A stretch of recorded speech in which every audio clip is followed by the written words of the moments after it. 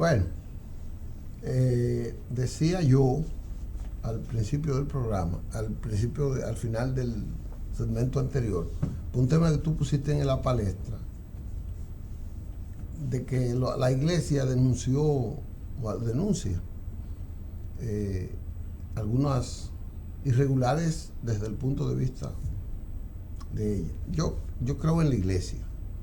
O sea, la iglesia tiene un peso específico importante, y cuando lo hacen en una actividad así donde hay un conglomerado de obispos, es creíble. Cuando lo hace un obispo de estos que lo que quieren es ser cardenales, quieren ser obispo o presidente de, qué sé yo,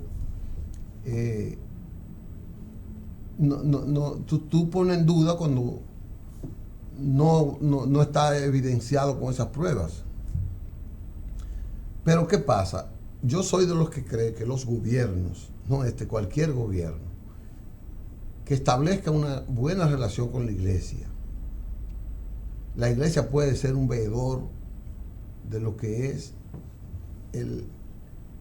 la sociedad y de lo que es el comportamiento del gobierno, de los funcionarios. Me explico. La iglesia es una parte como que le llega a todo el mundo. La delincuencia de un barrio, el cura de la iglesia lo sabe todo, quiénes son, dónde viven los delincuentes, dónde viven todos.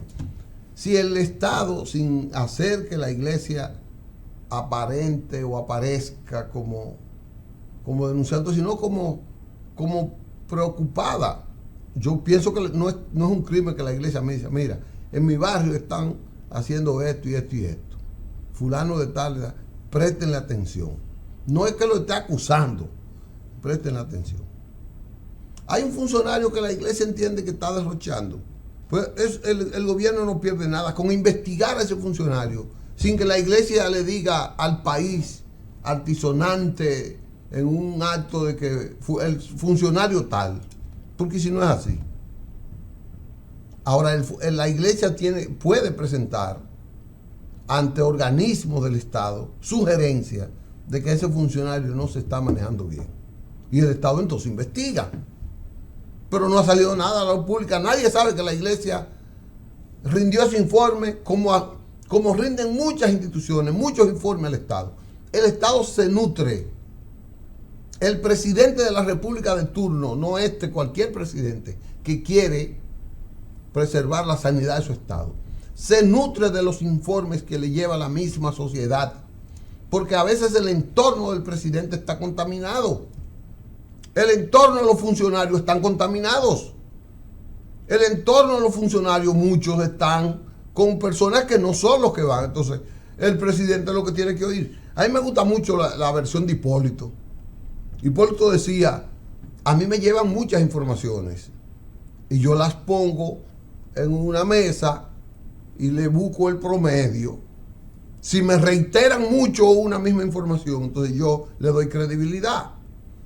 Pero si no me la reiteran, no le pongo credibilidad. Y si tampoco tiene peso el que lo hace, si lo hace de manera personal, porque si me la hace a mí es porque quiere que yo investigue o que destituya a ese funcionario. Pero la iglesia no tiene por qué perseguir que destituyan a un funcionario, porque no tiene por qué rechazar a un funcionario. La iglesia lo que quisiera es que todo el mundo trabaje bien por el país. Así entiendo yo. Entonces la iglesia puede ser un buen canal. Yo repito, la iglesia es la institución más fuerte que tiene este país, hasta más que el Estado. La iglesia es la institución que tiene la mejor estrategia de comunicación de este país, incluyendo el Estado. Oye lo que te estoy hablando. La iglesia, lo que se planifica en la cúpula, se dice en el más recóndito lugar de un país. No importa quién sea el cura, ni a qué corriente pertenezca. Lo dice porque lo dice así. Entonces la iglesia no es una institución así a lo loco. Cuando de mi parte emito un juicio, una opinión, una información, pues siempre procuro estar consciente de lo que estoy diciendo y que lo puedo sostener, no hablar de oídas. La iglesia no habla tampoco de oídas, informaciones concretas. Se entiende que tiene la iglesia católica cuando habla de que hay funcionarios que derrochan. Sin embargo, reitero, preferiría que esa presentación pública en momentos tan importantes como la celebración del Día de las Mercedes vaya acompañado de especificaciones exactamente para determinar de dónde vienen esos derroches. Esas informaciones que puede tener la iglesia sobre funcionarios que no están haciendo el uso debido de los recursos, que no los están invirtiendo donde está establecido o donde procede invertirlos, debería ser también conocido y no quedarse en una simple denuncia, o no tan simple, porque viene precisamente por parte de un organismo, de una institución con mucha credibilidad. Es una inquietud que tengo, que me gustaría que se cambie esa actitud de mencionar hechos solamente presentándolos, enunciándolos. Y la iglesia no pierde nada, indicando también de dónde vienen esas falencias y esas fallas. Y entonces las autoridades que determinen la veracidad de esto, o como tú mencionas, que la iglesia misma pueda enviar por la vía correspondiente el informe concreto a la dependencia que sea, que deba investigar a funcionarios derrochadores, según ellos, y veremos que ese servicio surte su efecto, la corrección, pero hasta ahora se queda en simple denuncia. Bueno, por eso. ¿Sabe cuándo yo creo que la iglesia, estoy hablando de la iglesia, pero hay muchos sectores que pudieran, la iglesia porque creo que es la que menos intereses particulares tiene. Yo creo que la iglesia no tiene intereses particulares de política. A los curas les conviene. Pero la iglesia influye sobremanera. La iglesia tiene bastante influencia porque este es un pueblo verdaderamente creyente creyente en Dios, creyente en religiones. Y una palabra, hay que solamente recordar las 7 palabras que se producen cada año, la importancia que para la guía de los gobiernos han tenido estas epístolas clericales cada año, que en los últimos años han tenido quizás, han sido más leves por la razón que sea, pero verdaderamente la iglesia tiene bastante fuerza e influencia, Licho. No, pero yo no lo dudo, yo lo he reafirmado. O sea, con tu comentario, yo reafirmo que la iglesia es un ente importante para la buena conducción de un Estado. Eso es lo que yo estoy diciendo. Es tan importante que las expresiones que el obispo Víctor Masalles planteó en días atrás, semanas atrás, crearon verdaderamente una conmoción, una polémica en todos los niveles de la sociedad. Y de la misma empresarial, iglesia. empezando por la iglesia. Sí. Y sí, porque es que la iglesia ha estado presente siempre en nuestras situaciones. Hay solamente que recordar, por mencionar algo, la crisis electoral que hemos hablado tanto de 1994. La iglesia tuvo un papel importante en ese hecho. Y hoy tenemos una democracia consolidándose. Y la iglesia, sin la iglesia nosotros quizás no estuviésemos en estos momentos en un canal con muchas comodidades, transitando por las calles, expresándonos a través del internet. Si la iglesia no hubiera tenido ese papel preponderante durante decenas de años en defensa de las libertades humanas, de las libertades de expresión, y ese papel es bueno que lo mantenga. Sí, y que lo juegue con mayor beligerancia, con mayor dinamismo. No aislarse. Sí. No aislarse. Estoy de acuerdo contigo. Yo sé porque en los sectores populares la iglesia juega un papel trascendental en la paz, en la armonía, la familiaridad, la cohesión social del barrio. Ahora no lo está jugando tanto porque ayer me ponía a hablar con alguien, con un sacerdote, que lo tuvieron 2 meses en un barrio. Yo digo, pero en 2 meses usted no conoce el barrio, usted no hace confianza en el barrio. oye la teoría, no, es que la confianza tiene que hacerla, es la iglesia. No, el sacerdote también inspira confianza.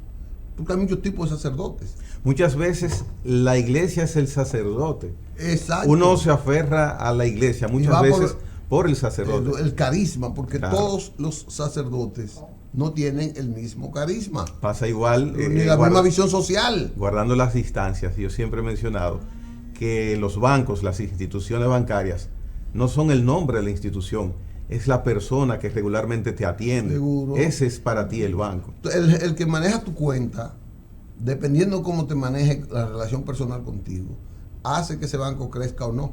Y ese es el apego que siento hacia la institución y ese es el apego que siento a la iglesia por la empatía que hago con ese padre, que ese padre conecta conmigo y con el otro.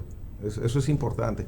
Y la iglesia, y aquí hago una observación como feligrés, no sé si pasa en muchas iglesias, en todas, no sé en qué porcentaje, pero hay ocasiones en que el padre se siente un poco distante de la feligresía, que es muy vertical con su prédica de ese domingo, de ese día, y se sale muy poco a conectar esa conexión que debe haber con el feligrés. No es una interacción, por supuesto, porque las misas católicas tienen, hablo de la iglesia católica, tienen su protocolo, pero hay sacerdotes que sus misas son muy verticales, esa es la palabra que se me ocurre mencionar, el término, y deberían quizás conectar un poco más con nosotros que estamos pendientes de todo lo que ellos hacen y dicen. Pero ese es el estilo. Sí, desde luego. Ese es el estilo de ese sacerdote, el carisma que él tiene. Esa es la visión de gerencia de su misión.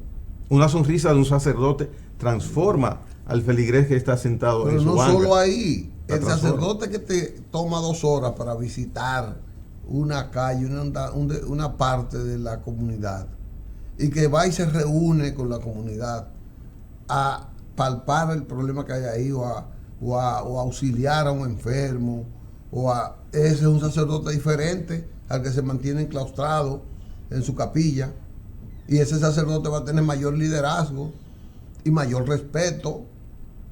Entonces, por ende la iglesia. Y por tanto eso se transmite a la iglesia. Entonces, pero eso no son todos los sacerdotes. Las últimas décadas, yo pienso que después de Pablo VI, la iglesia entendió que tenía que crear como equipos, para que esos equipos fueran los que administraran y los que promovieran la pastoral en distintos sectores de una misma parroquia, porque hay parroquias que tienen muchos barrios y varios sectores. Entonces esa parroquia necesitaba de mucha gente para eso, y el padre entonces se programaba, yo creo que lo hacen algunos todavía, y va un día a un sitio, va a otro, y acompaña a sus capellanes, que le llaman, a lo que le ayudan, a sus capellanes ahí, y le ayudan. Y eso es muy importante, Yo tuve ver que la iglesia era muchos problemas sociales de la zona donde a mí me tocó crecer como trabajador social, como aglutinador social, que me tocó ser una etapa de mi vida. La iglesia jugó un papel trascendental. Había veces que había una reunión en la iglesia y la iglesia era la que me decía, mira, hay una reunión mañana y tú debes estar ahí. O nos están invitando a una reunión a la cañada tal o a la calle tal. Y el padre era el que me decía, está ahí. O nosotros le decíamos, vamos a invitar al padre para que él venga, para que él se socialice con eso. Jesús llevaba el templo que era él a la gente. Habría que ver que nosotros no seamos que vayamos únicamente al templo. Seguro, eso era. Quizás nosotros no estemos diciendo nada contrario a lo que dice la iglesia, pero lo estamos expresando. Vamos a una pausa porque Haití tiene problemas. Y ahora resulta que Israel está por construirle un muro en Haití. Yo no sé qué va a buscar. Desde tan lejos. Vamos a una pausa, Fernando.